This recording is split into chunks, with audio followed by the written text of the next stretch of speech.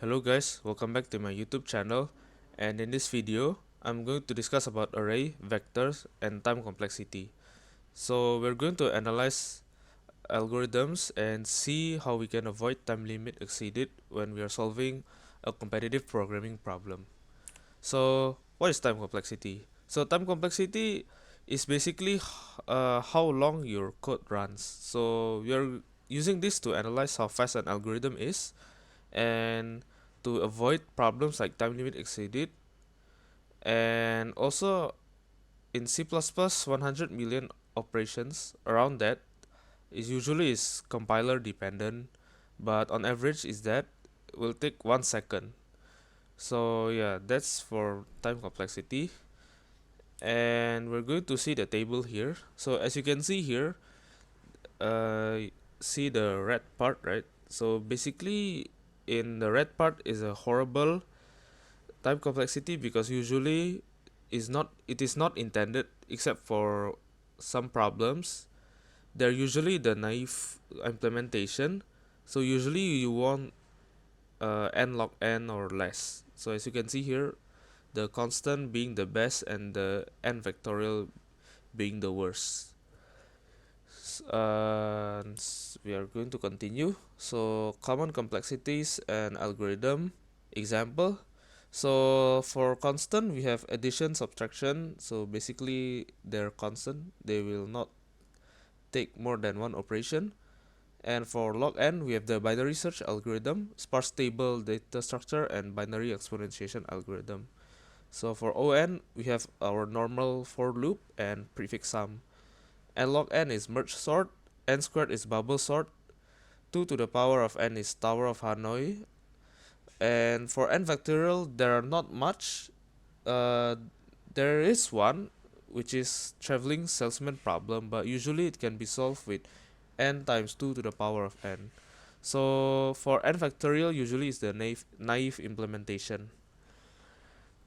So we move on to array. So the concept of array is basically to store values. Like I think I've ever mentioned this in video number 2 if I remember correctly. So array in C++ is has a static size, so we cannot change the size. We initialize the size first, and that's basically it. And input time is on. We can simply for loop, and then initialization we can make array type and then array name and the array size inside the brackets. So as you can see there, int a, and it has a size of 5. So we move on to vector. So vector is a C++ STL. So basically it's an array, the same, but the difference is that it's dynamic. The size is dynamic, so it can change if you want to change it later. So it is in include vector, or if you are using bits as the header you don't need to include vector anymore because bits includes this. So the initialization is vector, vector type, vector name and then vector size. So yeah, if you want the analogy or maybe something similar to vector in other programming languages, is a list in Python. So they're, I think they are the same, but I'm not sure. So I must say that it's similar. So we have several operations for for a vector. So let's say we have a vector named v. So we can push back a value. So we have v dot pushback and value. So it is used to push a value at the back of the vector. So it will take constant time. So o1, and pop back we erase a value from the back is also constant. Push front, so basically we push something to the front of the array, I mean vector, sorry. So it will take on because we need to shift the elements and then we push in the front, so that's why it will take n. And size, we return the size so we can check the size of the size of our vector in o1. And begin, we return an iterator pointing to the first element o1.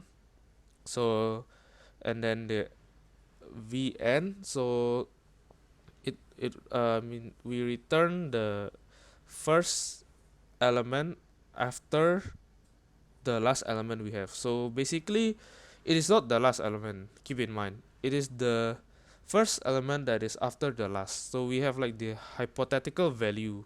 So it's not the last element. If you want to get the last element, we use RBegin instead. So we return an iterator pointing to the last element.